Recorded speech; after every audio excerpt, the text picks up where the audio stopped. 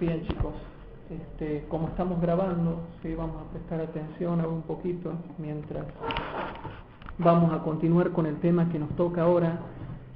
Hoy nos toca las catástrofes como juicios divinos, 11ª parte, ¿sí? Las catástrofes como juicios divinos, 11ª parte, y hoy vemos las catástrofes económicas y laborales, ¿sí? Las catástrofes económicas y laborales, algo que nos toca muy de cerca a todos nosotros, y sobre todo por las noticias que se están dando en todo el mundo con respecto a esta gran crisis mundial que se ha originado ¿a dónde? En Estados Unidos. En Estados Unidos se ha originado en el mes de diciembre de 2007. Ustedes saben que se origina y llega hasta ahora, y ahora hay graves problemas económicos, ¿sí? Pero vamos a empezar hablando un poquito acerca de lo laboral. Esta gran crisis económica, hermanos, los grandes estudiosos creen que ha sido una crisis por las falencias que tiene el capitalismo. Si ustedes leen acerca del capitalismo, se van a dar cuenta de las falencias que tiene. Y bueno, cuando uno estudia o lee algunos de los escritos de Marx, cuando él hace la crítica acerca del capitalismo, van a ver que él, a pesar de que yo no estoy de acuerdo con el comunismo, pero sí tiene muchas cosas buenas porque hacen un análisis crítico de lo que es el capitalismo. Entonces, estamos llegando a un punto ahora, en el tiempo del fin, donde se están viendo todas las fallas que ha tenido el capitalismo. ¿Por qué? Porque dentro del capitalismo existe la ideología de que el que pueda tener más va a tener más, y el que pueda tener menos va a tener menos, como consecuencia de que el poderoso, como tiene la capacidad de dar trabajo, ¿sí?, se aprovecha de las otras personas. Estamos viendo toda la crisis del capitalismo, pero eso se genera también en el tema de la relación que existe entre el empleado y el empleador. Hermanos, para el capitalismo la fuerza adelante, pasa, justo estábamos empezando, así que feliz sábado. Ahí hay sillitas, hay asientos ahí. Entonces, chicos, ¿qué es lo que pasa? El capitalismo piensa que el éxito y la fuerza está en la maquinaria y en el capital. En cambio, el socialismo y el comunismo dicen, no, la fuerza está en la mano de obra que tiene el trabajador. El comunismo y las ideas de Marx valoran al trabajador. En cambio, el capitalismo valora el capital. Yo tengo tanto y valgo tanto y vos vas a trabajar para mí porque yo tengo. Eso a grandes rasgos, ¿no? No es que vamos a tomar un tiempo para filosofar entre las diferencias de lo que es capitalismo y socialismo.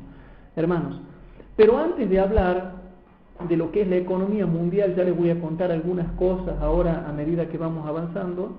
Vamos a ver cosas básicas que tienen que ver con la relación entre el capital y el trabajo, la relación que existe entre el empleador y el empleado.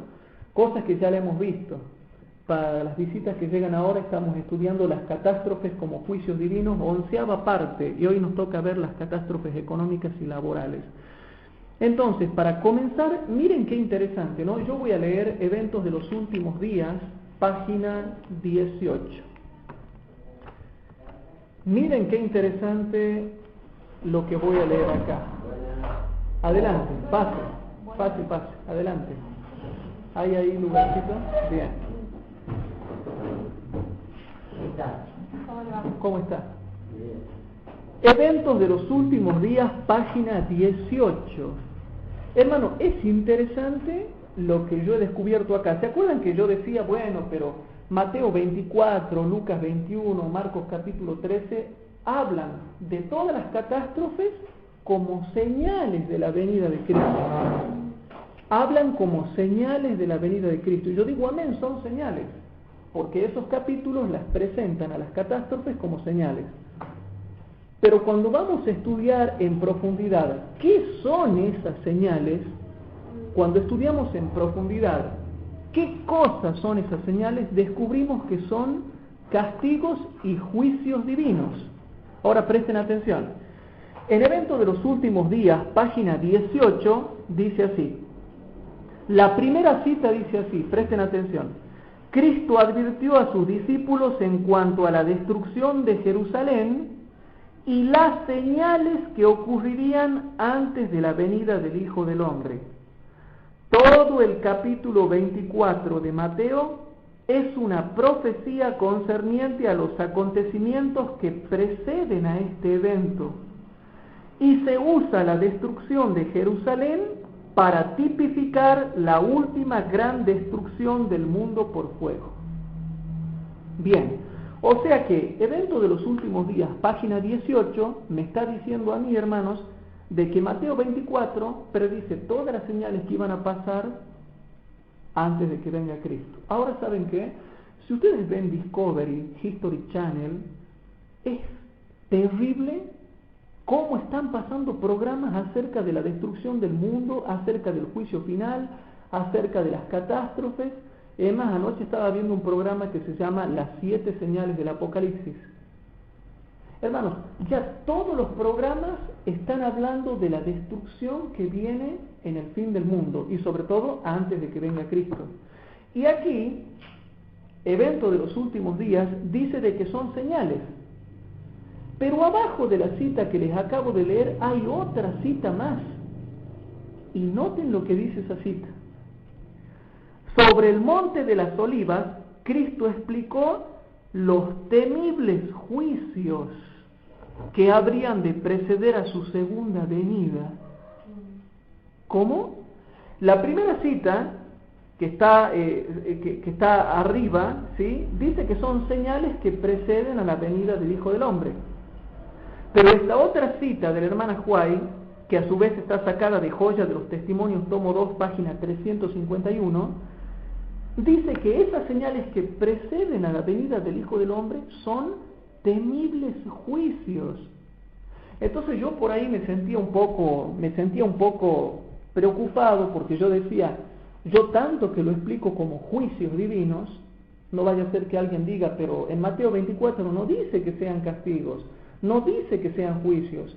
Y es verdad, hermano, en Mateo 24, Lucas 21, Marcos capítulo 13, Apocalipsis capítulo 16, son todas las señales, pero sobre todo en los evangelios, no está diciendo en ningún lado que esas señales sean juicios, pero por el contexto nosotros determinamos que son juicios. ¿Por qué? Porque en los mismos versículos está diciendo que el amor de muchos se enfriará, que la iniquidad abundará y que los hombres se odiarán y qué sé yo y qué sé cuánto.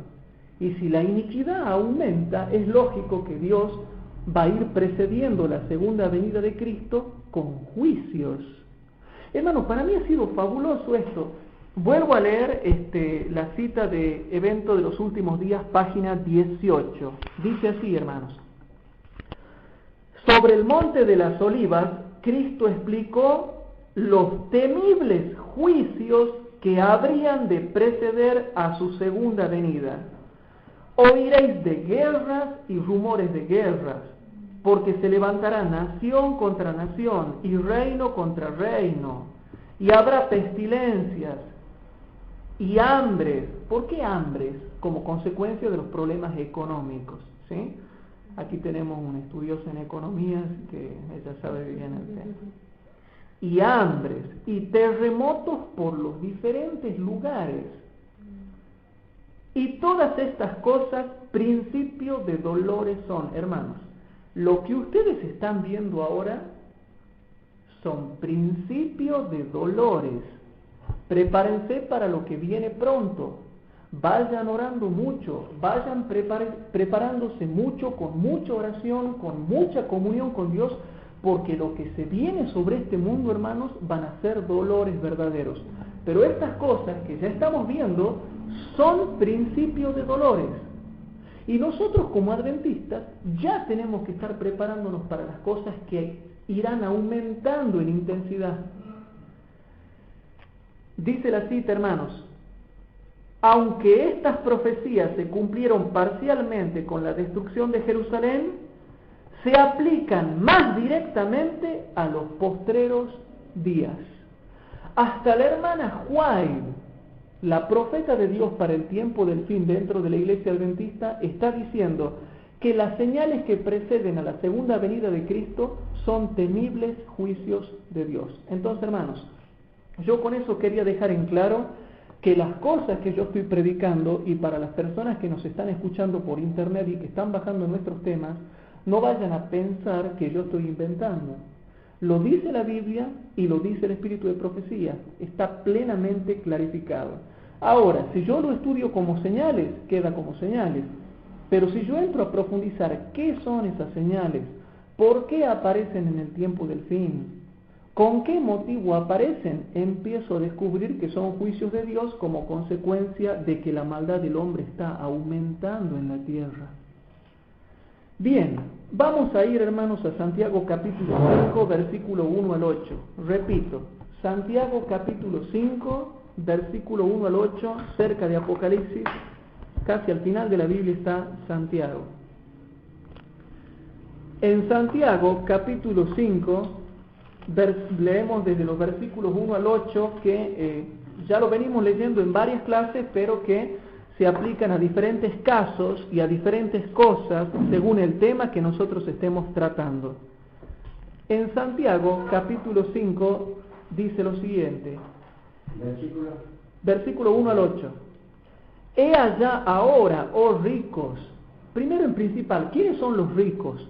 Son todos los potentados de la tierra, los dueños de grandes empresas, empresas como General Motors, empresas como la famosa aseguradora AIG, empresas como Volkswagen en Alemania, todas esas grandes empresas que determinan la economía mundial, los grandes dueños de los grandes supermercados, las grandes empresas automotores, son ellas las que regulan la economía del mundo. No se está refiriendo al vecino del frente, hermanos, que tiene una casa de 2 pisos y un auto 0 kilómetros, no. Si bien es cierto, están englobados ellos ahí, pero no se refiere solamente a eso, sino a todo lo que son los ricos de todas las gamas, y más específicamente a los que tienen grandes poderes económicos, que son los que forman los grandes monopolios en el mundo. He allá ahora, oh ricos, llorad aullando por vuestras miserias que os vendrán, hermanos. Yo aquí me quiero detener un poco, quizá este estudio dure varias clases, hermanos. Y de paso les quiero comentar algo porque no me quiero apurar, últimamente me estoy apurando mucho y termino cansado yo y no les puedo explicar bien algunas cosas que realmente quiero masticarlas bien con ustedes. Para que la Biblia diga, y habíamos visto ya en clases pasadas que el capítulo 5, versículo 1 al 8 de Santiago era un párrafo profético, porque habla de la lluvia tardía, habla de los mártires en el tiempo del fin, incluso está la frase postreros días, ¿sí? Habla de la segunda venida de Cristo, la lluvia tardía, etcétera, etcétera. Es un párrafo estrictamente profético. Repito, es un párrafo estrictamente profético. Ahora, hermanos, es terrible lo que dice acá Santiago para que se profetice que los ricos van a llorar aullando. ¿Se están dando cuenta ustedes lo que dice la Escritura para que llegue a profetizar que tienen que llorar aullando por lo que les espera en el futuro? El otro día comentábamos de que no se refiere a los ricos justos, a los ricos buenos, a los ricos equilibrados. El contexto habla de los pícaros que viven en deleite. ¿Se acuerdan que habíamos explicado eso? Bueno, es gravísimo lo que va a venir sobre la economía mundial por causa de que el mundo vive en pecado y sobre todo por la injusticia laboral, sobre todo por la injusticia social. Dice el versículo 2, vuestras riquezas están podridas y vuestras ropas están comidas de polilla.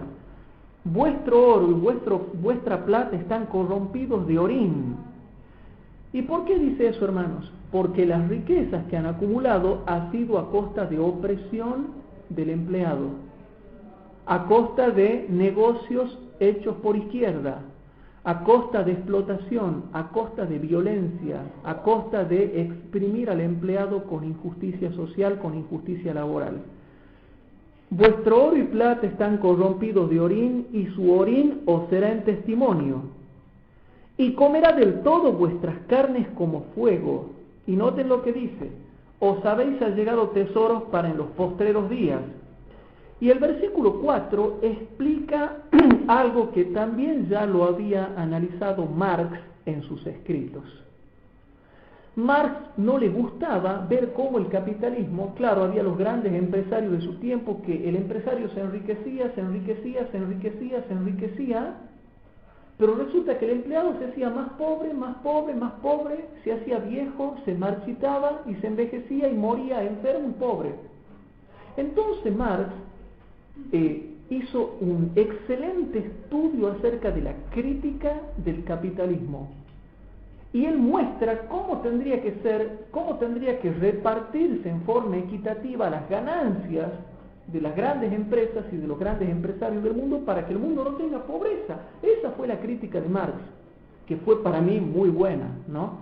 Nada más que al capitalismo no le gusta, primero porque las naciones de la profecía que iban a dominar en el tiempo del fin iban a ser naciones capitalistas, y ellos tienen el poder de radiodifusión, el poder de la televisión, el poder de los medios de comunicación, y como ellos dominan, lo quieren dejar mal al comunismo. Y hermano, el comunismo no todas las cosas que tiene son malas.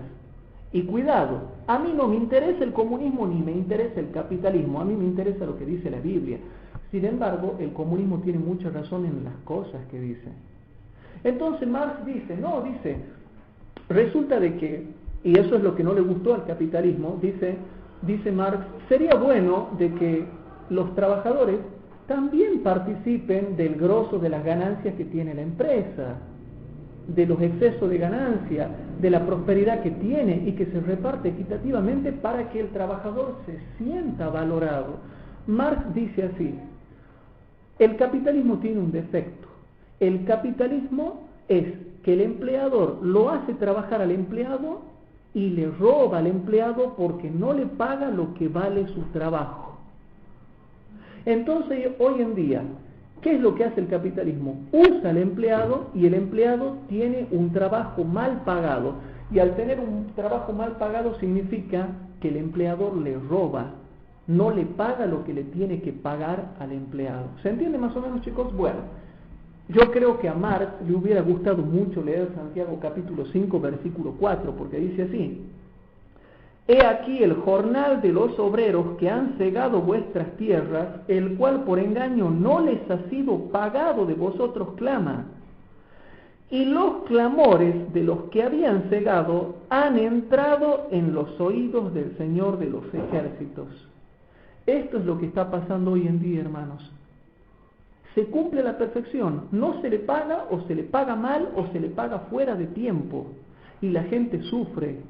Hermanos, el básico de sueldo que hoy en día se está pagando no es lo que se le debiera pagar por lo que se le exige y por los horarios de trabajo y por las presiones que tiene un empleado común y corriente en su trabajo. Y dice que para el tiempo del fin, todos los clamores de la humanidad están subiendo al Señor de los ejércitos. Y el Señor de los ejércitos es el Jehová del Antiguo Testamento, que viene a ser el Cristo del Nuevo Testamento, que eso lo vamos a estudiar después cuando estudiemos clases de divinidad. Siguiendo con el tema, dice el versículo 5, y ahora el versículo 5 te muestra a qué tipo de ricos se refiere la profecía. Habéis vivido en deleites sobre la tierra y sido disolutos. Esto es lo que nos da bronca, y esto es lo que le da bronca al socialismo. ¿Por qué hay gente que se enriquece, vive en deleites, vive en fiestas, que vacaciones a Miami, que vacaciones al Caribe, que vacaciones a Punta del Este, y encima va ahí y solamente la gente de dinero puede hacer eso? Porque, chicos, si ustedes se van de vacaciones a Miami o Punta del Este, quizás puedan conseguir para el pasaje, pero ¿y cómo van a hacer para pagar los hoteles que son carísimos ahí? A no ser que vayamos a Miami, todo muy cosmopolitan, todo muy fashion nosotros, pero llevemos una carpita y nos pongamos en algún callejón por ahí y estemos en la carpita ahí. Pero ¿por qué nosotros no tenemos derecho a disfrutar como disfruta todo el mundo?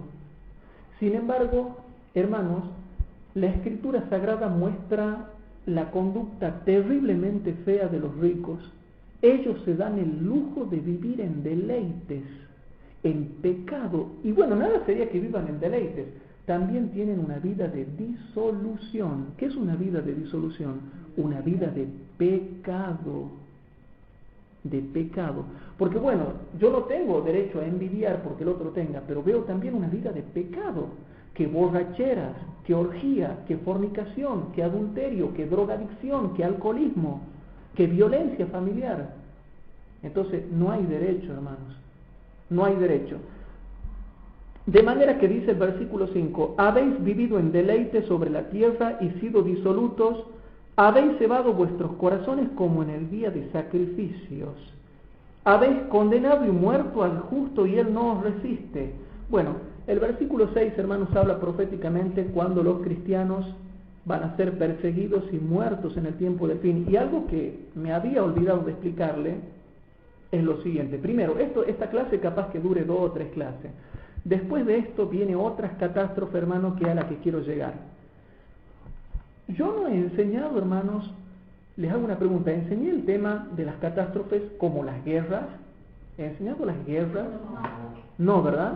Bueno, prepárense porque cuando entre a hablar de lo que son las guerras, vamos a tocar algo muy importante en el tema de las guerras y vamos a ver de paso un poquitito de Daniel 11, que hace tiempo que lo quiero dar. Ya termino esto y vamos a ver las catástrofes como juicios de Dios donde se va a hablar de las guerras.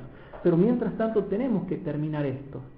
Ahora bien, hermanos, habíamos dicho que el versículo 6 dice, habéis condenado y muerto al justo y él no os resiste. ¿Qué versículo raro ese?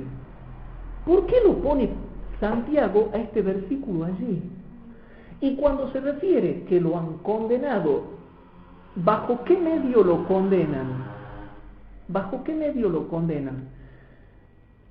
La comparación de texto dentro de la misma epístola de Santiago te muestra bajo qué medios condenan al justo y lo matan.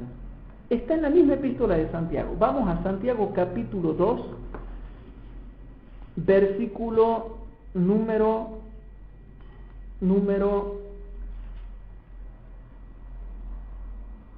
5 al 7. En Santiago capítulo 2 muestra cómo es generalmente la conducta de los ricos. La conducta de los ricos. El otro día yo hablando con Mario, él ha sido oficial de justicia por muchos años trabajando en tribunales. Y hablando en privado con él, algunas cosas privadas, me comentaba de la injusticia que cometen algunos potentados, algunos jueces, algunos abogados. ¿Por qué? Porque tienen el poder. Y noten que Santiago, hermanos, noten lo que dice en el capítulo 2, versículos 5 al 7. Dice así: hermanos míos amados, oíd, por favor, oíd lo que voy a decir. ¿No ha elegido Dios a los pobres de este mundo para que sean ricos en fe y herederos del reino que ha prometido a los que le aman? Mas vosotros, en vez de valorarlo al pobre, lo han afrentado al pobre, dice Santiago. Y noten lo que dice el versículo 6, la última parte. ¿No os oprimen los ricos? Hermano, ¿no decía yo hace rato que el capitalismo tiene la característica de que oprime? Oprime y oprime y oprime, y el empresario se hace más rico y el empleador se hace más pobre. Y si por ahí el empleador logra, hermanos, prosperar, es, no sé, a costa de mucho sacrificio. Yo por ahí veo hermanos de iglesia, ¿no?, que por ahí ellos van así todo contentos y presumen de que se han comprado un auto 0 kilómetro o una 4x4 acá en la iglesia, dentro de la iglesia. Pero no es que sean ricos, han tenido que venir ahorrando muchos años para poderse comprar el autito 0 kilómetro y la 4x4 para poder disfrutarla. En cambio los ricos no, hermano. El rico cuando quiere va a la concesionaria y dice, dame esa camioneta. Y después a las 2 semanas dice, mira, no me gusta, dame un modelo más nuevo, dame la última que acaba de llegar de Alemania, de la Volkswagen. En cambio, si yo me quiero comprar una 4x4, voy a tener que trabajar 15 años con ahorro y con mucho sacrificio, y después de 15 años voy a comprar la 4x4. Ya va a existir 5x5, va a existir ya. Bueno, noten que la misma epístola de Santiago te muestra cómo es la actitud genérica de los ricos. Dice así: ¿No os oprimen los ricos? ¿Y no son ellos mismos los que os arrastran a ustedes, que son justos, a los tribunales? Dice el versículo 7, ¿no blasfeman ellos el buen nombre que fue invocado de vosotros? Entonces ahora volvamos al capítulo 5, versículo 6.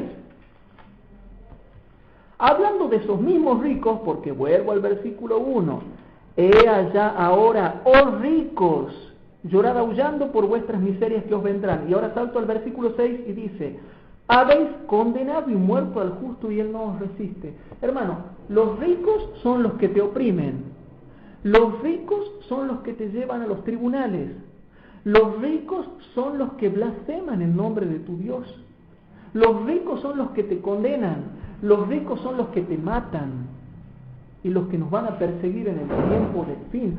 Y está todo bien escrito en la misma epístola de Santiago. Entonces, hermanos, esto no era una idea de Marx. Esto es un análisis bíblico. El apóstol Santiago lo explica bien.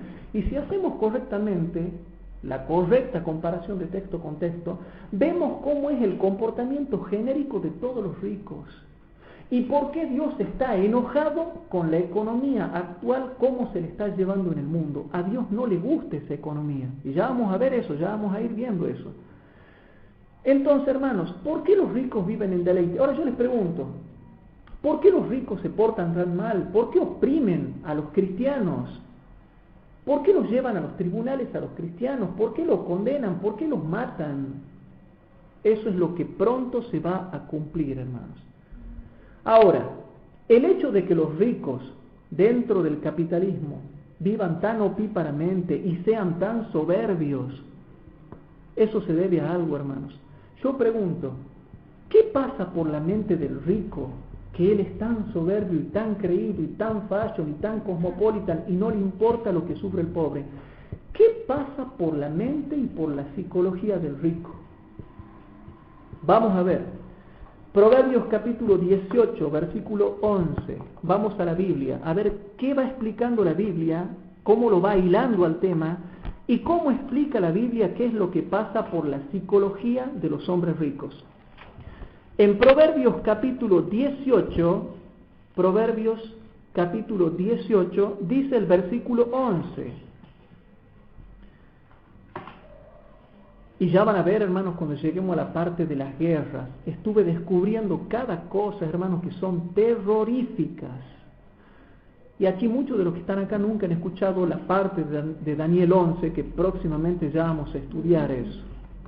Proverbios capítulo 18, después de Salmos, capítulo 18, versículo 11, y dice, hermano, leemos el versículo número 11 y 12, ¿sí?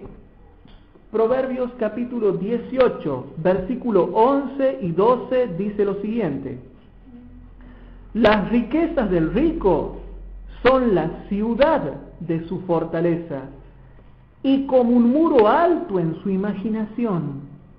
Y dice el versículo 12: antes del quebrantamiento se eleva el corazón del hombre, y antes de la honra es el abatimiento. Versículos poderosos y preciosos. Entonces aquí dice, las riquezas del rico son la ciudad de su fortaleza. Pero termina diciendo el versículo 11, y como un muro alto en su imaginación. Y después explica el castigo que le viene al rico que se ensoberbece. Antes del quebrantamiento se eleva el corazón del hombre, y antes de la honra es el abatimiento. Hermanos, los ricos viven muy seguros. ¿Por qué? Porque ellos creen, dice, yo tengo muchas propiedades, tengo muchas casas, tengo muchas amistades, tengo muchos contactos, tengo muchas cosas. El rico se imagina que porque tiene mucho dinero, cree como que él está rodeado por un muro que nadie lo puede atravesar. Es un muro que lo rodea a él. Está muy seguro. Él está muy seguro de sí mismo. Pero lo que el rico no sabe, hermanos, y esto les explico a ustedes para que vayan aprendiendo también cuando les toque aconsejar a personas ricas. A mí me ha tocado, hermanos, aconsejar a personas ricas y he conocido la manera en que viven. Hermanos, ese muro que ellos creen que tienen en su imaginación No sirve para nada, hermanos. Yo pregunto, ¿la maldición de Dios puede atravesar esos muros? Claro que sí. El otro día escuchaba un sermón del pastor Bullón, ¿no? Muy lindo, donde él dice, así como Dios puede bendecir, Dios puede maldecir. Y es feo cargar con una maldición de Dios. Él mismo lo dice en un estudio entrevista que le hacen, hablando, por ejemplo, de el castigo y la maldición de no dar el diezmo. Y yo decía, qué raro el pastor Bullón diciendo eso, pero de manera muy linda y muy magistral el pastor Bullón dice así claramente, así como Dios puede maldecir, Dios puede bendecir, y como puede bendecir, puede maldecir. Y hermanos, no es que lo tenga que decir Bullón, lo dice la Biblia y punto, hermanos. Lo dice la Biblia y punto. Así lo diga o no lo diga el pastor Gambetta, o el pastor Bullón, o el pastor Bort, o lo diga quien sea, o el pastor Rojas, lo diga o no lo diga, lo dice la Biblia y punto, se terminó. Pero qué lindo es saber que colegas también que están predicando el Evangelio tienen bien en claro el tema de la bendición y la maldición. Ahora, hermanos, lo que el rico no sabe es que la maldición de Dios puede atravesar el muro alto que él tiene en su imaginación. La enfermedad puede atravesar esos muros. Los demonios pueden atravesar esos muros. Los ladrones atravesan esos muros. Hermanos, y habíamos visto en otras clases bíblicas pasadas que la maldición de Jehová está en la casa del impío. O sea que, y otra cosa, cuando Dios quiere castigar al rico, lo castiga y punto si se porta mal, si vive en deleites. Por más que a él le parezca que hay un muro alto en su imaginación. Y por eso es que Dios, de manera sabia y con mucha ciencia, dice, ya que estoy hablando de los ricos, dice que no se eleve mucho el rico. Porque así como se eleva el corazón del hombre, así también viene el quebrantamiento. De la misma manera viene el quebrantamiento. O sea que ni el rico se salva del quebrantamiento de Dios. Por ejemplo, en Proverbios capítulo 10, si seguimos estudiando sistemáticamente la Biblia, Proverbios capítulo 10, versículo número 5, en Proverbios capítulo 10, versículo, no, a ver, se me hace que anoté mal, hermanos, acá. 15, Proverbios 10, 15. Aquí también dice otra cosa muy interesante. Ya nos vamos, ¿no? En Proverbios capítulo 10, versículo 15, dice así, noten. No sé, ahí tienen sillita. Bien, en Proverbios capítulo 10, versículo 15, hermanos, presten atención a lo que dice ahí. Las riquezas del rico son su ciudad fuerte, y el desmayo de los pobres es su pobreza. Muestra las dos características. El rico cree que él está protegido porque tiene riquezas. Entonces, de esa manera, hermanos, de esa manera, vamos viendo de que Dios seguramente con lo que estamos estudiando podemos distinguir, podemos discernir de que a Dios no le agrada la forma que tiene el mundo económico en cómo se conduce. A Dios no le gusta cómo se conducen los grandes empresarios del mundo. No le gusta cómo se están conduciendo los grandes monopolios del mundo. No le gusta cómo se están conduciendo los poderosos y los robustos de las naciones. Bien, pero así más o menos es la psicología del rico. Entonces, vamos a ver algo interesante. Proverbios capítulo 10, versículo 2. Si nosotros nos concentramos un poquito más, vamos viendo diferentes textos de la poderosa palabra de Dios que nos van iluminando para entender la situación que actualmente nos toca vivir. En Proverbios capítulo 10, versículo 2, Dios les dice a los poderosos de esta tierra algo para que tengan en cuenta. Los tesoros de maldad no serán de provecho, pero solamente la justicia, hermanos, puede librar de la muerte. ¿Y sabían ustedes, hermanos, que los grandes poderosos del mundo también están metidos en los negocios de la droga? ¿También están metidos en los negocios de la prostitución? ¿También están metidos en los negocios del juego de azar? también están metidos en los negocios del préstamo de dinero con usura. Llevan una doble vida. También, otra cosa, ¿sabían ustedes que ellos llevan una doble vida? ¿Sabían ustedes que ellos fomentan el negocio de armas a los países del tercer mundo? ¿Sabían ellos, en una palabra, que ellos están metidos en todas las cosas raras que hay en este mundo, los ricos y los poderosos? Por eso es que la Biblia nos va enseñando, mientras vamos filando el tema, ¿por qué es que a ellos les va a venir esa miseria que profetiza Santiago capítulo 1? O sea, vamos viendo por qué les va a venir todas esas miserias, por qué los ricos desde ya, les dice Santiago, vayan aullando y llorando por las miserias que les van a venir. Yo antes no entendía por qué, pero ahora al ir estudiando sistemáticamente esto, voy entendiendo por qué, hermanos. Dice clarito la Biblia: los tesoros de maldad no serán de provecho, mas la justicia libra de muerte. La justicia de Cristo, que nos es imputada e impartida por la fe cuando lo aceptamos como Salvador de nuestras vidas. Algo que ellos hoy por hoy no tienen. Por eso, si hay un rico que está escuchando este tema por primera vez, nosotros lo invitamos a que él realmente, hermanos, acepte a Cristo como su Salvador personal y se deje transformar por su Espíritu. Hermanos, se van dando cuenta, yo trato de ir despacio porque si voy rápido, hermanos, me agito yo y ustedes no pueden entender bien estos temas. ¿Van viendo por qué Dios está enojado con el manejo que hoy en día se hace de la economía mundial? Bueno, ustedes saben de que Cristo va a venir por segunda vez, pero ¿sabían también para qué viene Cristo por segunda vez a esta tierra? No, bueno, viene para salvarnos, dicen algunos. Viene para pagar a cada uno conforme a sus obras. Y entre eso hay un pecadito que los grandes poderosos de esta tierra lo tienen bien guardado en su bolsillito. ¿Cuál es? Vamos a ver. Malaquías capítulo 3, versículos 2 y 5. Malaquías capítulo 3, versículos 2 y 5.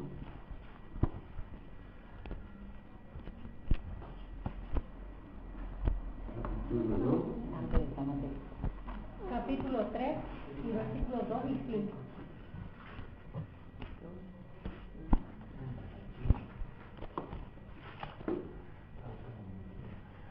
En Malaquías capítulo 3,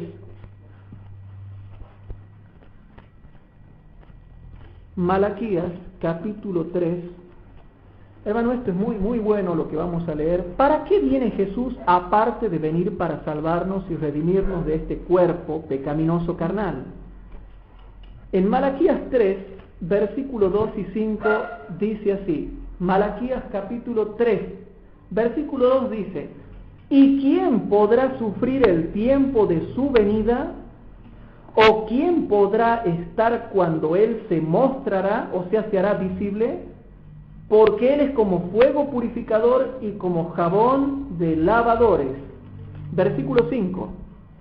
Y llegarme a vosotros a juicio, y seré pronto testigo contra los hechiceros, y los adúlteros, y contra los que juran mentira.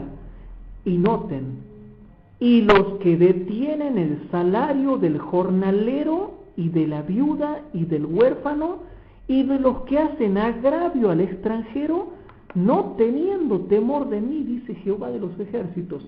Grave pecado. ¿Y por qué es grave pecado, hermanos? Porque por culpa de este pecado que hay entre el empleador y el empleado, de no pagarle lo que hay que pagarle, y como decimos vulgarmente, aquí en Argentina se dice, así se dice el dicho vulgar, se lo está negreando. Ese es el dicho autóctono, cultural, tradicional que tenemos nosotros acá en Argentina, dice se lo está negreando. ¿Por qué? Porque no se le paga. ¿Y qué viene como consecuencia de eso? Viene pobreza, no alcanza para cocinar, para comprar la comida, no alcanza para comprar remedios, no alcanza para curarse las enfermedades. A veces queremos comprarnos una ropita, queremos comprarnos algo para tener una mejor calidad de vida y no podemos. Gente que se muere. ¿Saben la cantidad de almas, hermanos, que están yendo a la tumba sin Cristo y que murieron sin conocer la verdad, pero que no murieron de muerte natural, sino que murieron de enfermedad? murieron de enfermedad y no tenían plata para comprar los remedios. Por eso es que esto es un pecado grave, porque si se le pagase bien, si se le pagase a tiempo, si se le pagase justamente, no digo que seríamos ricos, pero por lo menos podríamos satisfacer las necesidades básicas que nosotros tenemos que tener como seres humanos dignos.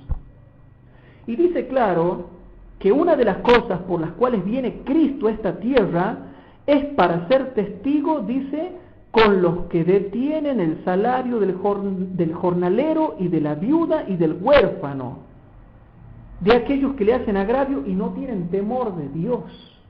Los grandes empresarios capitalistas no tienen temor de Dios. No hay temor de Dios en lo que están haciendo. Hoy en día un jubilado acá en Argentina, si se enferma, se muere porque no tiene para comprar los remedios. No sé si me explico. Y cuando esa persona podría haber tenido más tiempo para vivir hasta que alguien le llegue a predicar el Evangelio, se le está cortando más la vida y muere. Injusticias, hermanos. Bueno. ¿Y qué va a ser? ¿Un condenado para siempre? ¿Cómo? El rico ese el rico, negrero, digamos. El negrero, como se dice vulgarmente, si no se arrepiente, le comienzan a venir los juicios de Dios, como ya vamos a ir viendo ahora. ¿Qué tipos de juicios se les vienen? Y ahora entramos en eso que dice Marta. Vamos a Santiago capítulo 1, versículos 10 y 11. ¡Qué casualidad, hermanos! ¡Qué casualidad! ¡Qué raro! ¡Qué raro que todo esto está dentro de la misma epístola de Santiago! Santiago capítulo 1. En Santiago capítulo 1,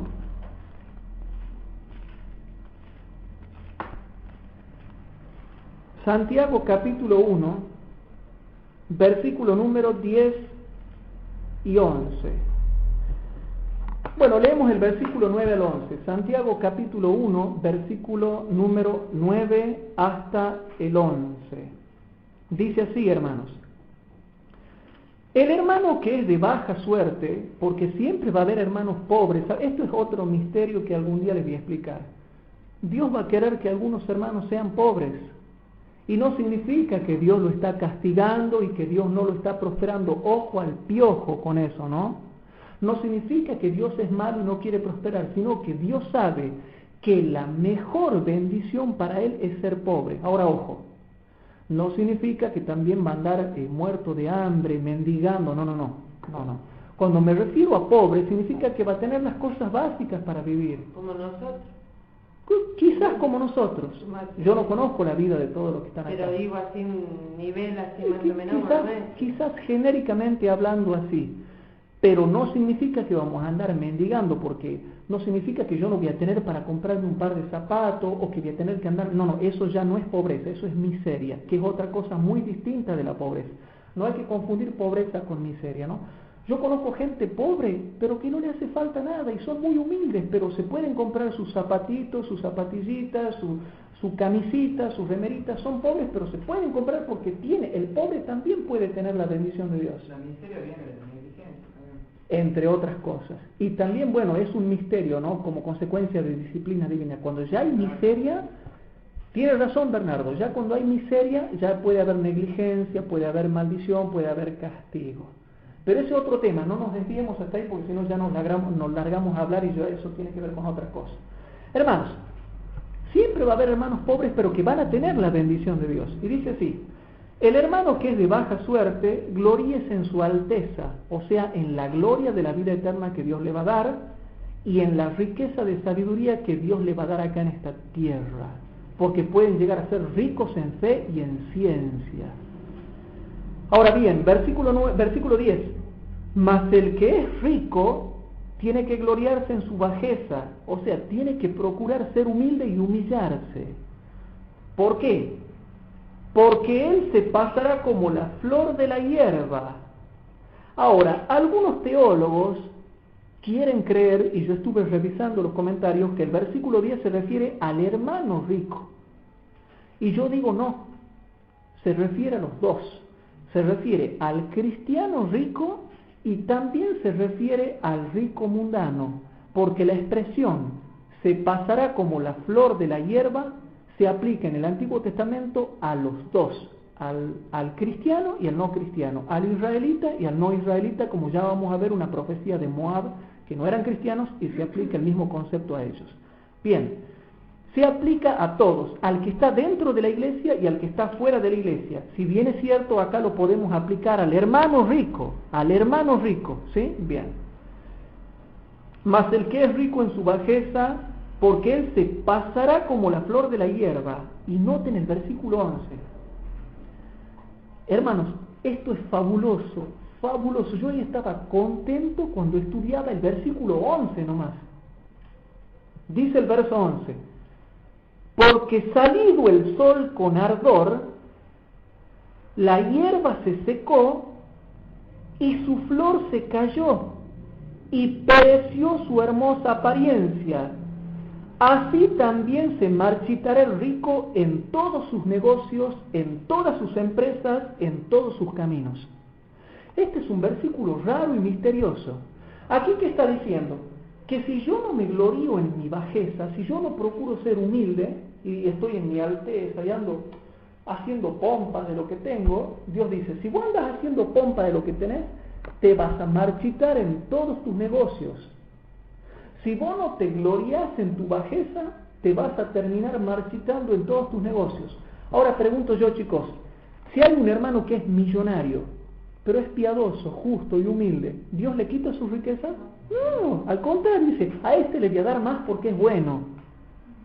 Pero si a mí me dice Bernardo, Hugo, sé humilde, ya que Dios te está dando, no, yo quiero andar yo soy así porque tengo mucho, y me pongo soberbio. Entonces Bernardo me dice, cuando salga el sol con su calor abrasador, vos vas a ser consumido y te va a venir abajo. Y todos tus negocios se van a marchitar. Te vas a marchitar como rico en todas tus empresas, porque no quisiste gloriarte en tu bajeza, no quisiste ser humilde. Y yo he conocido dentro de la iglesia hermanos a quienes Dios les dio mucho. Y por no haber sido buenos mayordomos, Dios les terminó quitando o terminó enviando maldición a sus familias. Pero vuelvo de nuevo al versículo 11. Dice así: porque salido el sol con ardor, la hierba se secó y su flor se cayó y pereció su hermosa apariencia, así también se marchitará el rico, sea hermano de iglesia o no sea hermano de iglesia, esté adentro de la iglesia o no esté dentro de la iglesia. También está hablando en profundidad genéricamente del rico. Así se marchitará el rico en todos sus caminos. Una advertencia para que no seamos soberbios, los que están dentro de la iglesia y sobre todo los que están fuera de la iglesia, que es a lo que ahora nos estamos refiriendo, hermanos.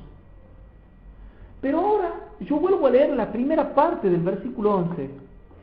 Porque salido el sol con ardor, la hierba se secó y su flor se cayó.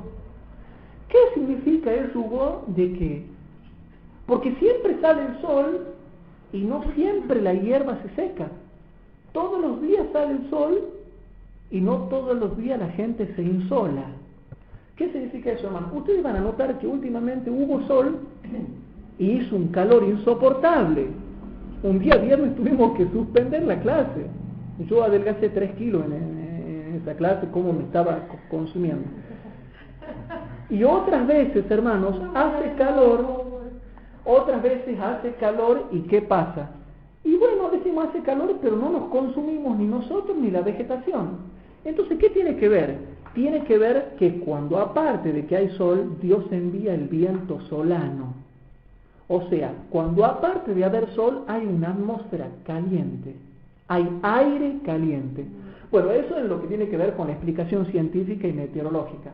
Pero ahora bien, ¿qué significa esto, el versículo 11? Porque salido el sol con ardor, la hierba se secó y su flor se cayó. Bueno, vamos a ver, hermanos. Isaías capítulo 25, versículos 4 y 5. Isaías capítulo 25, versículos 4 y 5. En Isaías capítulo 25, versículos 4 y 5 dice lo siguiente, presten atención. hablando de Dios, chicos, ¿a Dios se le llama el sol de justicia? Sí, en el Salmo 84, versículos 11 y 12. Y dice que Cristo tenía el rostro como el sol en Apocalipsis capítulo 1. Eso ya queda claro, ¿sí? Bueno. Qué raro ese versículo, qué raro que Santiago hable de que sale el sol con calor abrasador y que se consume la hierba. Pero la hierba ahí está simbolizando a los ricos. Y otra lección, hermanos, ¿qué otra lección sacamos? ¿Qué otra lección sacamos? Que si hay un hermano rico dentro de la iglesia o un rico fuera de la iglesia y no es humilde, pronto se le va a pasar su hermosa apariencia. Y Dios los deja que se marchiten en el poder de sus pecados. Que eso ya lo vemos enseguida. Pero leamos, versículo 4. Hablando de Dios, dice: porque fuiste fortaleza al pobre, fortaleza al menesteroso en su aflicción, amparo contra el turbión, sombra contra el calor. Noten que para el bueno Dios es sombra, ¿o no? Para el bueno Dios es sombra, porque el ímpetu de los violentos es como turbión contra el frontispicio. Ahora pregunto, ¿cómo será Dios para con el malo? Pero no para con el malo que se arrepiente, sino con el malo rebelde que no quiere saber nada de Dios y que quiere ser soberbio y orgulloso. Versículo 5. Como el calor en lugar seco, así humillarás el orgullo de los extraños. Qué raro, qué parecido, qué similar, qué relación hay con Santiago 1:11. Dios es como un calor. Y Dios también es sol. Ya vamos a ver eso. Como el calor en lugar seco, así. ¿Y cuándo hay calor en lugar seco, hermanos? ¿En dónde hay calor en lugar seco? Cuando hay desierto y sale el sol. Hermanos, ¿el desierto es un lugar seco? Pero de noche ¿hace calor o hace frío? Hace terrible frío. De manera que se está refiriendo por razonamientos, y nosotros hay que saber entender las escrituras. Se está refiriendo a cuando sale el sol en un lugar seco. Y dice Dios, así como cuando sale el sol y hay calor en lugar seco, así. De la misma forma, humillarás el orgullo de los extraños. Si yo soy soberbio porque tengo cosas, Dios va a ser como un calor en lugar seco. Y noten lo que dice. Como el calor en lugar seco, así, de la misma forma, humillarás el orgullo de los extraños. Y como calor debajo de nube, harás marchitar. Lo mismo, la misma palabra que dice Santiago. Así se marchitará el rico en todas sus empresas. La misma palabra, la misma idea. Hermanos, la misma figura. Es impresionante lo que está diciendo. Así dice, harás marchitar el pimpollo de los robustos, los fuertes. ¿Quiénes son los robustos, hermano? ¿Quién es robusto? ¿El que va al gimnasio y hace pesa? ¿A eso se está refiriendo Dios? No, al que tenía poder económico, poder político y poder bélico en las naciones en aquellos tiempos, sea Israel o sean los pueblos paganos, sea quien sea. Si eran orgullosos, Dios era calor, Dios humillaba y se secaban. ¿Se entiende? Así harás marchitar el orgullo, el poder de los soberbios, de los robustos. Ahora, ¿por qué yo les decía que hay que tener cuidado? Algunos dicen, no, pero eso no se refiere a los de afuera, se refiere, Santiago está hablando de los hermanos de iglesia. No, hay una profecía de Moab que dice que Dios también los iba a hacer secar de la misma forma a los moabitas que eran paganos. Fíjense, Isaías capítulo 15.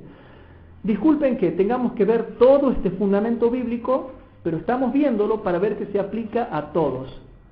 Isaías capítulo 15, versículos 5 al 9. En Isaías capítulo 15, versículos 5 al 9, dice lo siguiente. El profeta Isaías, hablando de un castigo que le iba a venir a la nación de Moab, dice así: mi corazón dará gritos por Moab, sus fugitivos huirán hasta Zoar, como novilla de 3 años, por la cuesta de Ludir subirán llorando y levantarán grito de quebrantamiento por el camino de Horonaim. las aguas de Nimrim serán consumidas, y secaráse la hierba, marchitaránse los retoños, y todo verdor perecerá. Esto se aplica a las dos cosas, también a la vegetación, pero por sobre todo a los hombres se estaba refiriendo. Por tanto, las riquezas, utiliza el mismo lenguaje que Santiago, ¿sí? Por tanto, las riquezas que habrán adquirido y las que habrán reservado llevaránlas al torrente de los sauces, porque el llanto rodeó los términos de Moab, hasta Eglaim llegó su alarido y hasta Ber Elim su clamor. Y las aguas de Dimón se henchirán de sangre, porque yo pondré sobre Dimón añadiduras, leones a los que escaparen de Moab y a las reliquias de la tierra. Bueno, aquí está hablando de una serie de castigos que le iban a venir a Moab también por causas de la guerra. Pero por sobre todo explica algo, que cuando Dios hace que se marchite la hierba, se está refiriendo a los hombres, a los ricos. Aquí habla de riquezas este capítulo.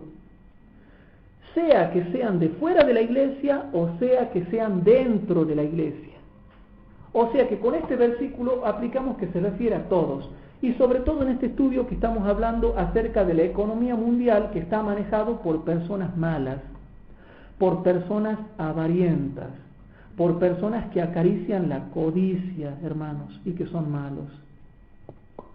Es triste ver cómo la gente se enriquece y uno tiene que sufrir las consecuencias del abuso de poder económico que ellos tienen. Siguiendo con el tema, hermanos, quiero hacer un repaso, hermanos, de Santiago 1. ¿Qué decía Santiago 1? Si repasamos, Santiago 1 dice el versículo número 11, porque salido el sol con ardor, la hierba se secó y su flor se cayó, y así pereció su hermosa apariencia, así también se marchitará el rico en todos sus caminos. Ahí aparece la palabra marchitar. Ahora, ¿por qué Dios va a humillar el orgullo de los ricos, quitándole las cosas que tienen y quitándole la hermosa apariencia? ¿Qué puede ser la hermosa apariencia de un rico? La linda 4x4 que tiene, la linda limusina que tiene, el lindo 0 kilómetro que tiene, los lindos muebles que tiene en su casa, la linda casa que tiene, las casas de veraneo que tiene en Tafí del Valle, las casas de veraneo que tiene en Punta del Este. Ellos tienen casa de veraneo. Lo que tiene el rico que siempre pone la esperanza en la riqueza, que cree porque tiene mucha riqueza, nadie puede tocar. Claro. Dios puede hacer así nomás. Exactamente, Dios puede hacer así. Y aquí estos textos que estamos diciendo dice, vos tendrás mucho poder, pero cuando yo soy un calor para ti, yo te humillo. Y punto.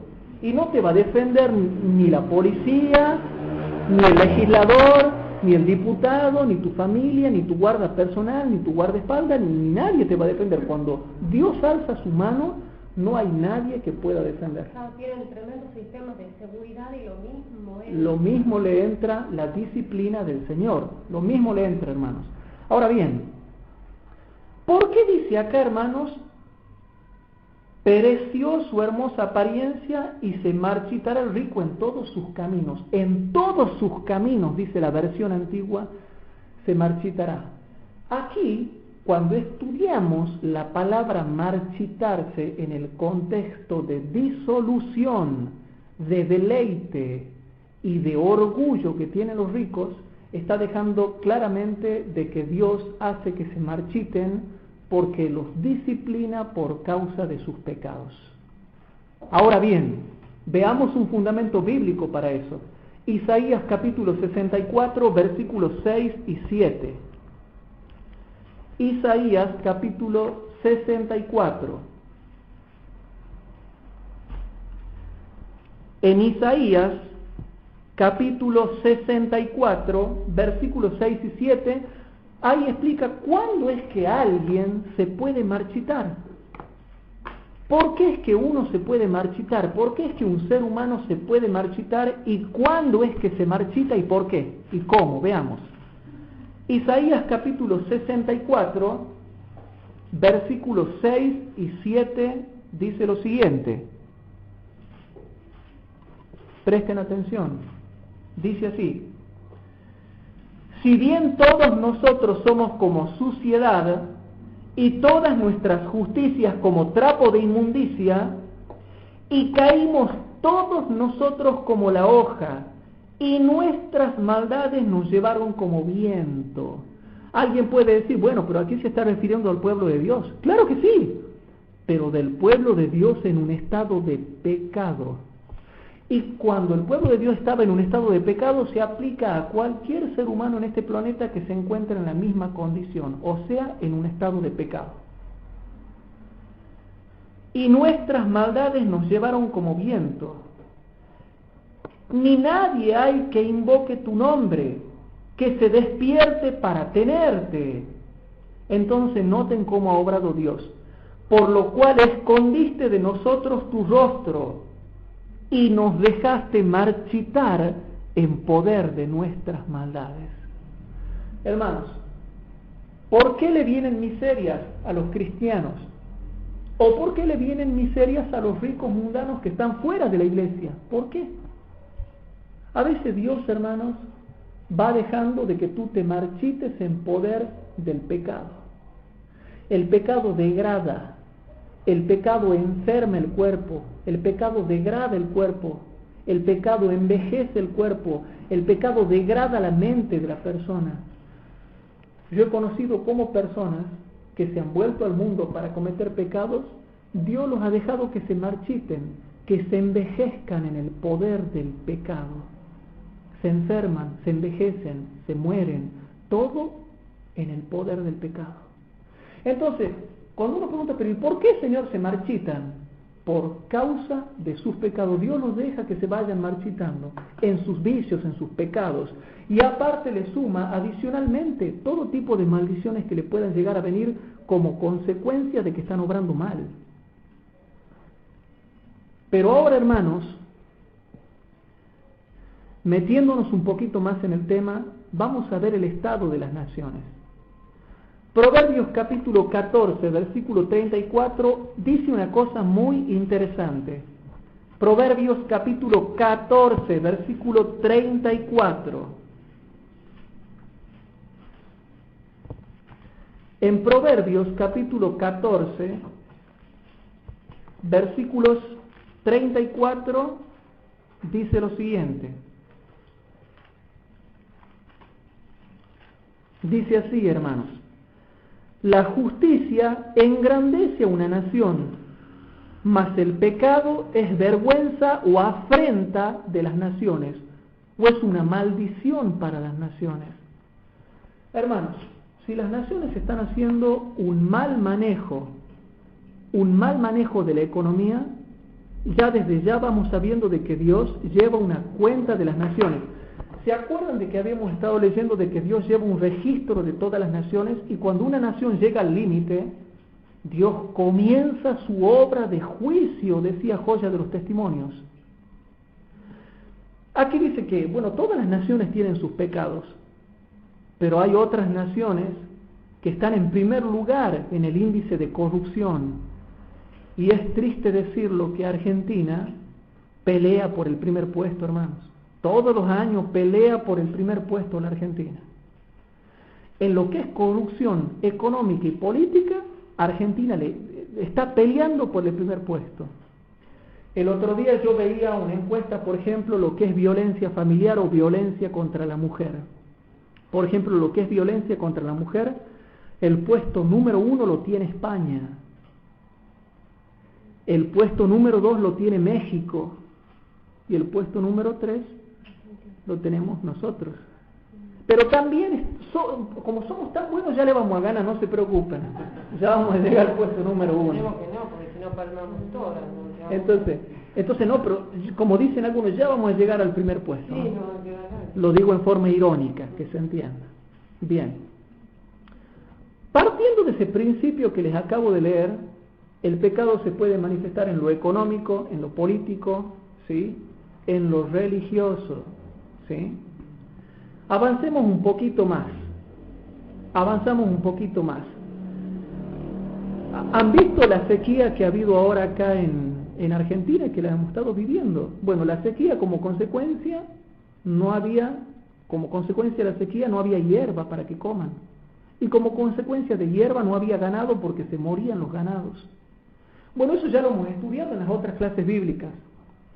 Pero ¿habrá algún versículo que diga por qué hay sequía y por qué no hay hierba y por qué no hay fruto y por qué se disminuye el ganado? Vamos de a poquito, los voy introduciendo en el tema. Jeremías 14:5. En Jeremías capítulo 14, versículo 5 dice lo siguiente.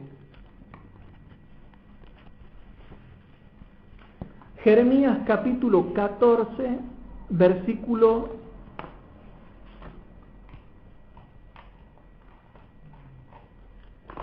5.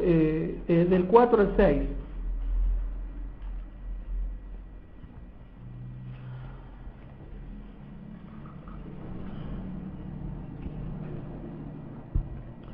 Chicos, en Jeremías capítulo 14, versículo 4 al 6, dice: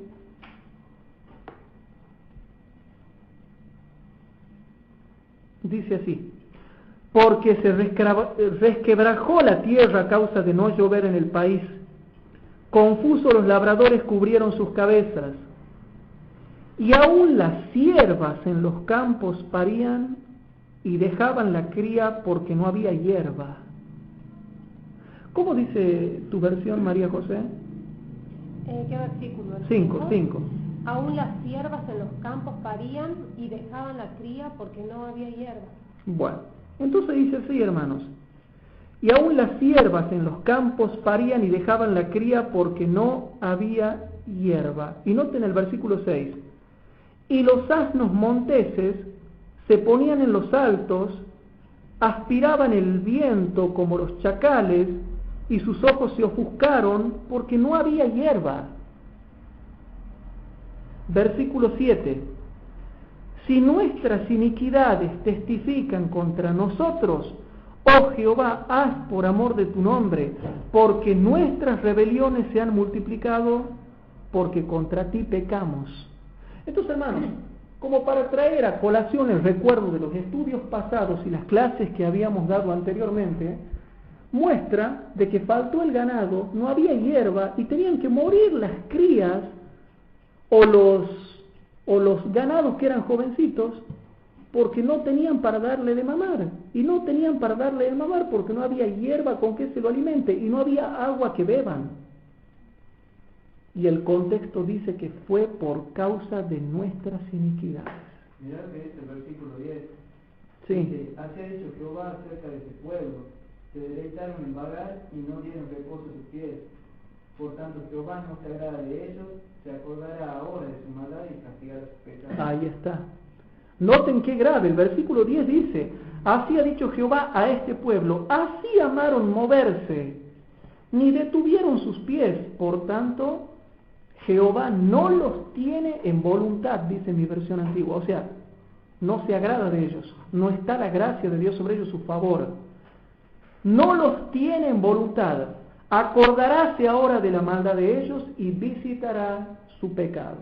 Hermanos, como consecuencia del pecado de las naciones en lo económico, en lo político, en lo bélico, en lo religioso, hermanos, en lo político hay corrupción. En lo económico hay mal manejo de fondos y opresión laboral. En lo religioso hay mundanalidad, pecado y predican que la ley está abolida.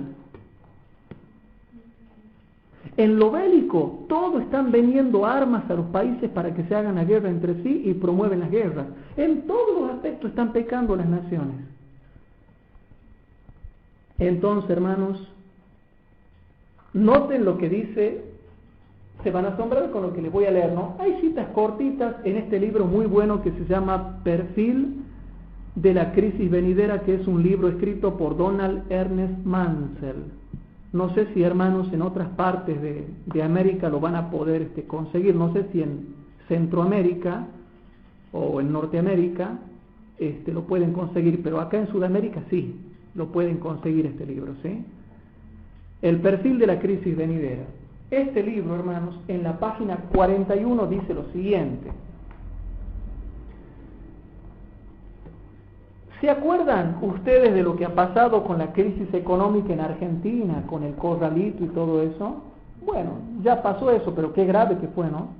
Bueno, pero que pase en la Argentina se entiende porque somos un país emergente, como se le llama. Es lógico que pasen estas cosas en países como India, Argentina, Uruguay, Paraguay, Perú, es lógico que pasen estas cosas. Pero que venga una recesión como la que comenzó en diciembre de 2007 en Estados Unidos, eso a mí me hace temblar, hermanos. Y que de ahí se pase a Alemania, a Inglaterra, Francia, Japón, es gravísimo eso. Ahora, ¿el espíritu de profecía profetizaba algo con respecto a eso? El perfil de la crisis venidera, página 41, dice así, hay una cita. Dice así: los que manejan las riendas del gobierno son incapaces de resolver el problema de la corrupción moral, la pobreza, la indigencia y el crimen en aumento. Noten, ¿cómo? Los que manejan las riendas del gobierno son incapaces de resolver el problema de la corrupción moral, la pobreza, la indigencia y el crimen que va en aumento. ¿Acaso? Vean los noticieros. La corrupción moral va en aumento. La pobreza va en aumento. Hermanos, vean los noticieros. La indigencia va en aumento. El crimen va en aumento. Y esto lo dice el espíritu de profecía. ¿Y dónde lo dice? En el libro que se llama Testimonios, tomo 9, página 143. Está sacado de Testimonios, tomo 9, página 143. Dice que estas personas que manejan el gobierno no pueden solucionar estos problemas que estamos viendo. Y dice así: luchan en vano por colocar las operaciones comerciales sobre una base más segura.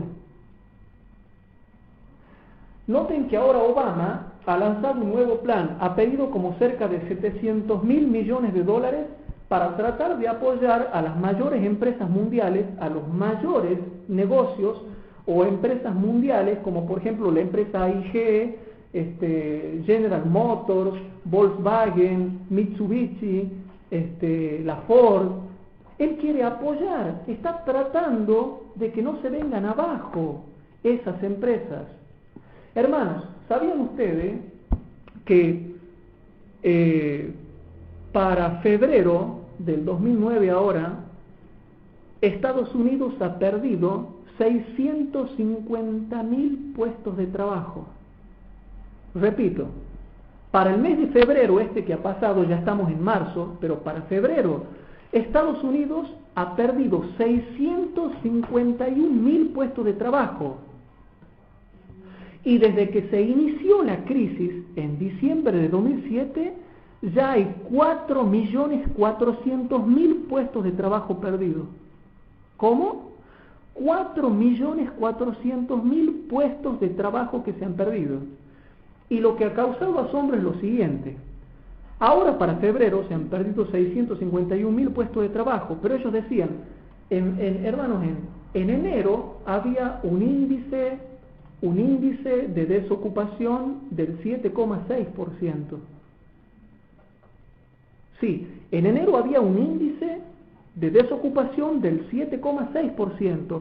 Entonces pronosticaban, decían los especialistas, bueno, quizás vamos mal, decían los pronosticadores económicos, vamos mal. Y creemos que para enero va a haber un índice del 7,9% de desocupación. Pero resulta que se ha hecho el análisis y el índice de desocupación ha llegado al 8,1%, que es la crisis más grave que se está teniendo en más de 25 años en los Estados Unidos de Norteamérica. Se pasó del 7,6% al 8,1%, y dicen que parece que esto no va a parar. Hermanos, esta crisis económica no va a parar. Y noten lo que dice acá. Luchan en vano por colocar las operaciones comerciales sobre una base más segura. No pueden, hermanos.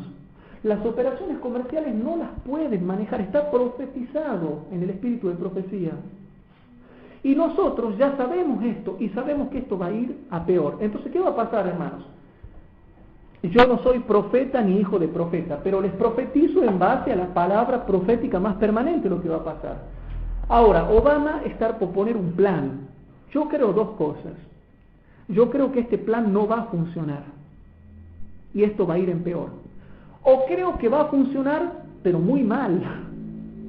Entonces el último suele decir, bueno, muchachos, en una palabra, está todo mal. Esta es consecuencia de que no estamos bien espiritualmente el domingo a misa. Y bueno, y le echemos la culpa a los adventistas porque ellos no están queriendo guardar el día de domingo. Eso en forma un poco graciosa, les digo, ¿no? No es que lo estoy desarrollando técnicamente, pero eso va a pasar. Nos van a terminar echando la culpa a nosotros por lo que pasa. Chicos, les hago una pregunta. ¿Será que nos van a echar la culpa a nosotros por todo lo que está pasando?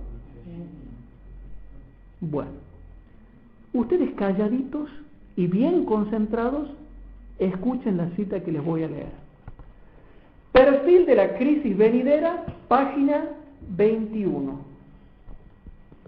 Perfil de la crisis venidera, página 21. Y para los que no tienen perfil de la crisis venidera, pueden leer Conflicto de los siglos, páginas 647 y 648. Repito, Conflicto de los siglos, páginas 647 y 648. Ahora, ¿qué dice esta cita? No se rían, pero es así lo que va a pasar.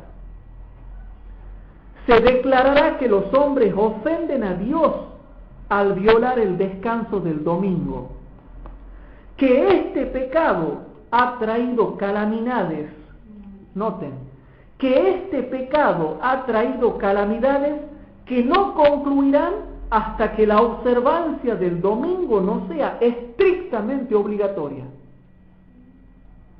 Y que los que proclaman la vigencia del cuarto mandamiento, haciendo con ello que se pierda el respeto debido al domingo y rechazando el favor divino, ellos son los que turban al pueblo y alejan la prosperidad temporal. ¿Cómo? Repito, y que los que proclaman la vigencia del cuarto mandamiento, haciendo con ello que se pierda el respeto debido al domingo y rechazando el favor divino, ellos son los que turban al pueblo y alejan la prosperidad temporal. A nosotros se nos va a echar la culpa. Hermanos, ¿qué fecha es hoy? 6. Hoy es 6 de marzo de 2009.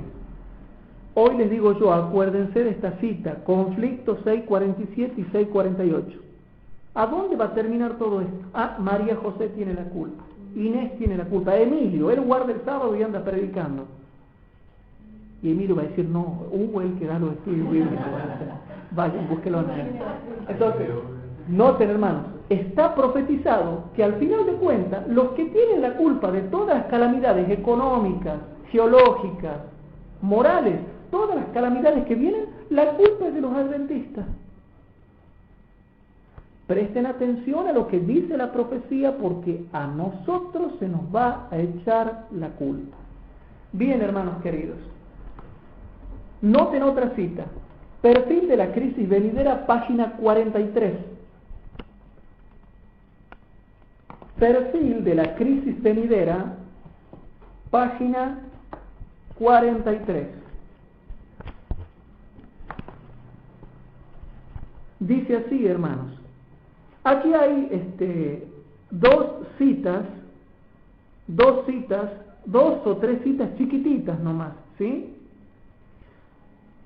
La primera cita está sacada de la carta 321 de 1892, porque en otros países tienen las cartas, vienen en libros las cartas de la hermana Juá. Entonces digo, carta 321 de 1892, dice así: El pueblo de Dios debiera actuar sabiamente y no dejar nada sin hacer para colocar los negocios de la iglesia en un estado seguro. O sea, que no tenga deudas la iglesia. Después de haber tomado todas las precauciones, debéis confiar en que el Señor ejerza su poder en vuestro favor para que Satanás no tome ventaja del pueblo remanente de Dios. Otra cita. Esta otra cita está sacada de Manuscritos Liberados, tomo 13, parece que dice, o manuscrito 13, página 236. Dice así: se producirán numerosos fracasos inesperados en los bancos terrenales. ¿Se acuerdan del corralito? Bueno, noten. Se producirán numerosos fracasos inesperados. De pronto viene y dice: miren que nosotros tenemos, qué sé yo, unos pesitos guardados en el Banco de la Nación. Y viene Cristina de Kirchner y dice: bueno, decretamos que ha habido una bancarrota en el banco, le vamos a tener que retener hasta nuevo aviso, y vaya a saber hasta cuándo la plata, no le podemos devolver. Hermanos, ojo con la plata que tenemos guardada en el banco. Yo me encontré el otro día, me acuerdo al hermano Walter de Fan, y lo veía que andaba rápido por el centro. En el 2007, me acuerdo que fue cuando se inició la crisis en diciembre de 2007, y lo encuentro yo a él y le digo: ¿qué pasa que andas apurado? No, dice, con esto dice de la crisis, ya vengo del banco de sacar la plata, estoy por hacer una transferencia y estoy por invertirle en algo, me dice el hermano, y le estoy por enviar a mis padres que estaban en otra provincia, en otro país, no me acuerdo, estoy por enviar a ellos plata para que hagan cosas. Fue sabio el hermano. Nosotros también tenemos que ser sabios, porque presten atención a esta profecía. Se producirán numerosos fracasos inesperados en los bancos terrenales y en especulaciones, incluyendo minería y bienes raíces. Noten. Después le consultamos a Inés qué vamos a hacer con nuestros bienes materiales. Bueno. Otra cita, hermanos, también en la página 43 de Perfil de la Crisis Venidera. El dinero pronto perderá su valor repentinamente cuando la realidad de las escenas eternas se despliegue ante los sentidos del hombre. ¿Cómo? El dinero pronto perderá su valor repentinamente cuando la realidad de las escenas eternas se despliegue ante los sentidos del hombre. Muchas citas que hablan de tremendos conflictos económicos que van a venir, hermanos, van a venir sobre la tierra. Ahora bien, volvamos a Santiago capítulo 4. Volvamos a Santiago capítulo 5, Santiago capítulo 5. En Santiago capítulo 5, versículo 4 dice lo siguiente, presten atención.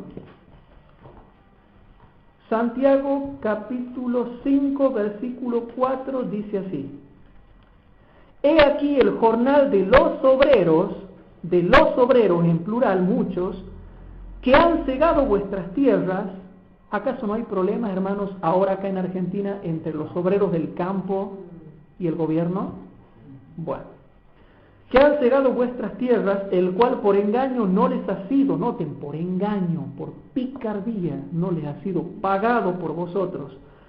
Clama, y los clamores de los que habían cegado han entrado en los oídos del Señor de los ejércitos.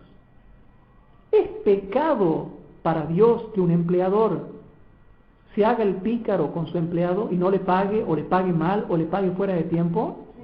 Sí. Bueno, sigamos estudiando. Vamos a Jeremías capítulo 22, versículo 13 y 14.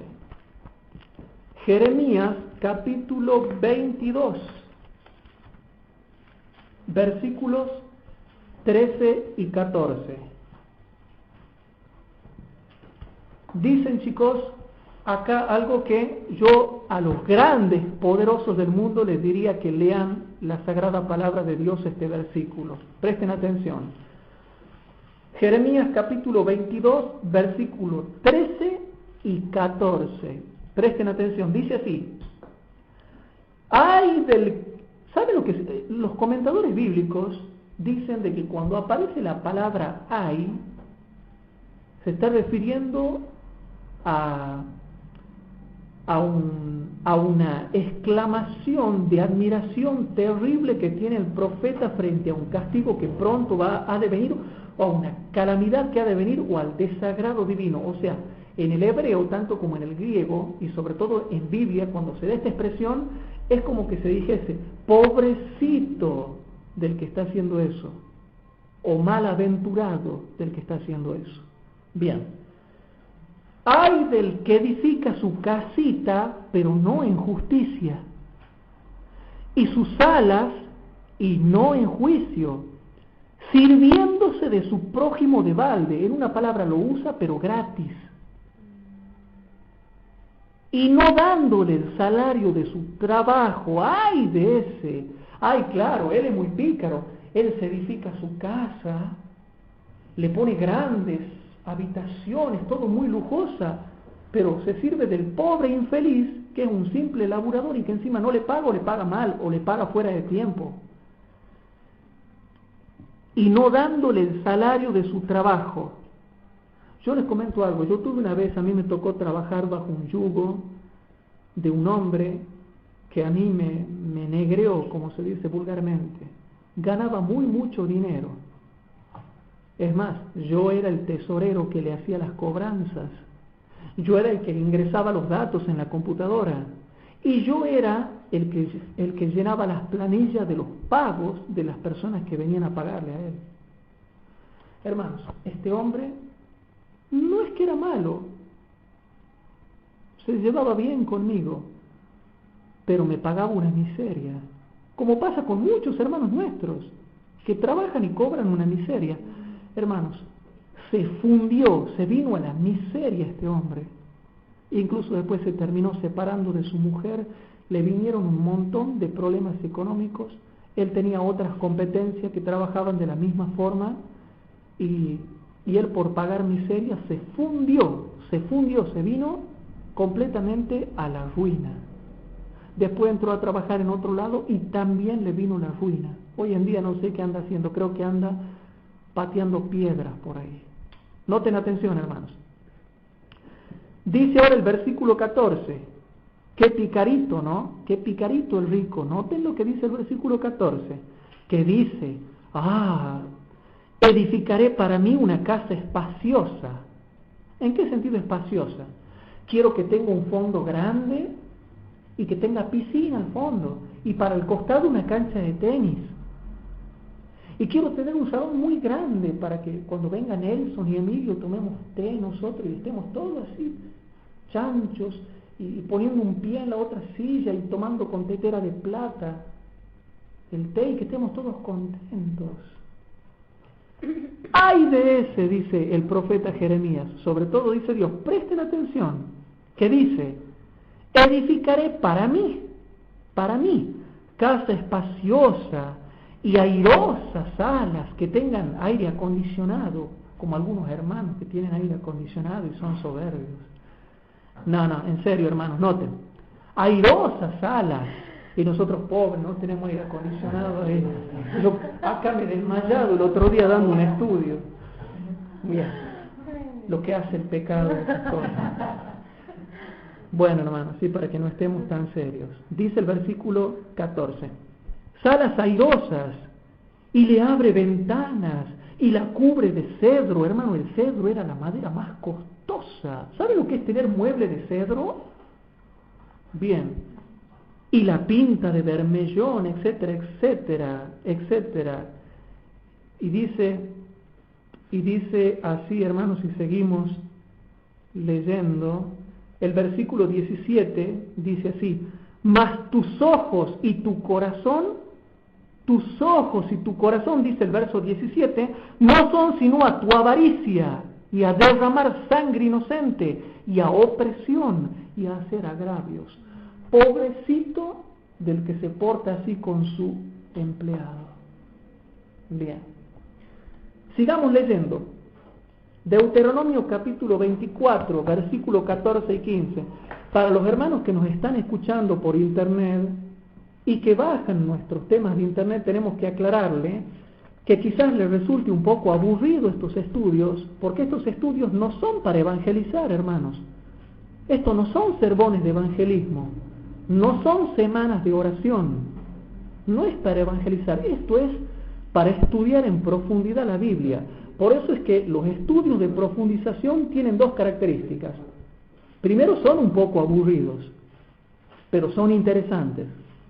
Siempre los estudios de profundización son interesantes, pero tienen la desventaja que son un poquito aburridos porque hay que leer y leer y leer para entender dónde está el fundamento bíblico de lo que uno está hablando.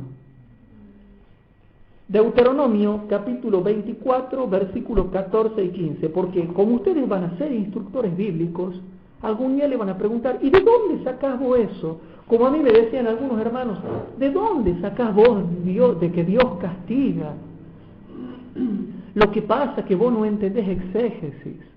Yo sí entiendo exégesis, hermano. Entiendo lo que es exégesis, entiendo lo que es homilética, entiendo lo que es hermenéutica, que algún día les voy a explicar lo que significan estas cosas en lo que es el término de interpretación bíblica.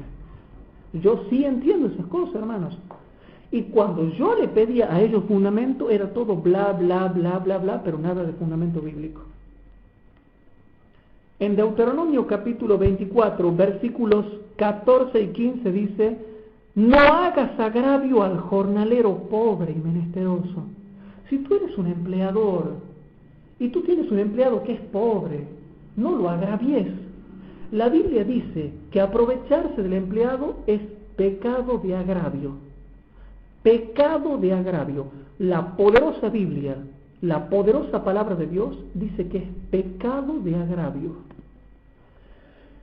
No hagas agravio al jornalero pobre y menesteroso, así de tus hermanos como de tus extranjeros, que están en tu tierra, en tus ciudades. En su día le dará su jornal, y no se pondrá el sol sin dárselo, pues es pobre y con él sustenta su vida. No vaya a ser cosa que él clame contra ti a Jehová y sea en ti pecado. Hermanos, bueno, en esos tiempos, sobre todo yo me acuerdo de los tiempos de Jesús, él habla del jornal y del jornalero. Y en esos tiempos el jornal es el pago diario. Qué grande. Uno no entiende aquí. Inés sabe a la perfección estas cosas. Yo veo que ella ahí se pone contenta. Yo hablo de salario, jornal, economía. Es su materia. Claro, es su materia, claro. Está bien. En ese tiempo se pagaba el jornal diario. Hoy en día se ha arreglado que se lo paga mensual y se suman todos los jornales diarios y se paga el mensual. Pero dice Dios que es pecado no pagarle a su debido tiempo. Si vos tu jornalero, que en ese tiempo se le tenía que pagar en el día, vos no le pagabas, era pecado, era agravio. Y si ahora no le pagás en el día del mes que has quedado, si no le pagás en ese día del mes, es pecado, es agravio. Y esos son los clamores que dice Santiago que han entrado en los oídos del Señor de los ejércitos. Está confirmando Santiago lo que se decía en Deuteronomio 24, 14 y 15. Ese es el clamor que vos clamas contra tu empleador y se le imputa pecado. Y eso va entrando en los oídos del Señor de los ejércitos. ¿Sí? Bien. Levítico capítulo 19, versículo 13. Levítico capítulo 19. Si tú tienes un empleador que se está aprovechando de ti, clámale a Dios. A Dios no le gusta, que tienes un defensor muy fuerte, hermanos. Tienes un defensor muy fuerte. Hermanos, yo clamé. Y es triste decirlo, pero como esas personas no se arrepentían, Dios tuvo que castigarlos, hermanos. Yo he tenido empleadores míos a los cuales por haber hecho opresión y agravio conmigo, Dios los castigó. Yo clamé, Dios los castigó. Y así también contigo. Si tú clamas, Dios no le gusta que a un hijo suyo lo traten mal. ¿Tú crees que a Jesús, con el inmenso amor que tiene Jesús, a Jesús le va a gustar que a un hijito tuyo, a un hijito suyo lo traten mal? No, ese hijito clama y se le imputa pecado automáticamente. Se le imputa a pecado. Así que ya sabe, Nelson, cuando vaya a trabajar con ya sabe quién y no le paga, usted clame y se le imputa a pecado. Bien. Levítico 19:13 dice así. Levítico capítulo 19, versículo 13. No oprimirás a tu prójimo ni le robarás. Y yo pregunto, ¿de qué manera se le roba? Exactamente. No oprimirás a tu prójimo ni le robarás. No se detendrá el trabajo del jornalero en tu casa hasta la mañana. Tendrás que pagarle. Bueno, como hoy en día está especificado, ya todo el mundo está de acuerdo que nadie quiere que se le pague por día sino por mes, entonces el que debe pagar por mes no debe retenerle el pago. No, que después, esto sobre todo para los que son trabajos más particulares, ¿no? Que le dicen, no, mira, no tengo ahora. Yo he tenido hermanos que están trabajando para otros, dicen, mira, no tengo, vení mañana. Y va mañana y dice, mira, no tengo, mañana sin falta te pago, volvé mañana. Y van al otro día y no le pagan, y dice, volvé la semana que viene porque justo tiene un problema. Pecado grave, hermanos. A ellos Dios los castiga, pero no como yo quiero, sino como Dios sabe. ¿Sí? ¿Quieren claro, hermanos, todo esto que estamos estudiando? Bien. Y para terminar esta primera parte, la parte A de esta 11ª clase, la parte A de esta 11ª clase, yo sí quería dejar en claro algo, y es que Dios se enoja con la mala economía que tienen los pueblos, las ciudades, las naciones, los barrios, los países, todo. Vamos a ver, y con esto terminamos esta primera parte, vamos a ver Amós capítulo 8, versículo 4 al 8. ¿Pueden decirme qué hora es, por favor? 11. Ah, sí, ya tenemos que terminar. Amós capítulo 8. En Amós capítulo 8, ojalá,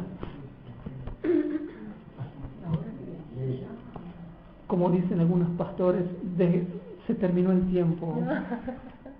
Bien, Amós capítulo 8. Si vamos viendo, a Emilio no le gusta Proverbios, María Silvia se enoja cuando leemos Proverbios. Él le gusta Apocalipsis. En Amós capítulo 8 dice, chicos, Amós capítulo 8, versículo 4 al 8. ¿Qué opinará Dios? Si, por ejemplo, ¿qué pasa cuando han visto ustedes que uno va, por ejemplo, a comprar, dice, véndame 1 kilo de azúcar? Y le venden una bolsita que parece que hace todo flacucha, o la hace así, la bolsita se dobla.